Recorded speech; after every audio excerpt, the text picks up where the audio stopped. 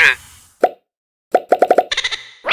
Je vous présente le coup de cœur du dernier mois, c'est le bal des chaudrons, un jeu pour 2 à 5 joueurs, les parties d'environ 30 à 40 minutes pour 14 ans et plus. Le 14 ans n'est vraiment pas représentatif. Là. Personnellement, je pense que c'est plus un 10 ans et plus. C'est un jeu qui est très simple à prendre en main, mais qui a une bonne stratégie. Et ce que j'ai particulièrement aimé, c'est un jeu qui a du draft en 2 temps, en fait. C'est que le but du jeu, ça va être de réussir à faire déborder le plateau des autres joueurs. Puis quand ils débordent en ressources, mais ces ressources-là, nous, on les récupère, puis ça devient nos points de victoire.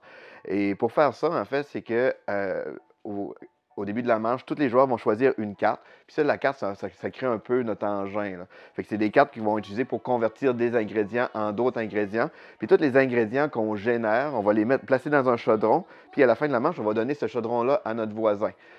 On va donner les cartes qu'on a utilisées, qui nous restent dans nos mains, on va les donner à l'autre voisin aussi. Fait que c'est un jeu qui fait qu'il faut vraiment regarder le jeu de nos deux voisins, parce que par rapport à ce que lui va nous générer pour s'assurer que nous, on ne déborde pas de notre côté, tout en essayant de faire déborder l'autre voisin aussi. Fait que comme je disais, c'est un jeu qui est facile à prendre en main, il y a très peu de règles, il y a un mode avancé qui permet de jouer de façon asymétrique avec des pouvoirs spéciaux, puis c'est un jeu qui coule super bien, il n'y a pas de temps mort, puis comme je disais, l'interaction est vraiment le fun, c'est un très, très bon jeu là, qui est le bal des chaudrons.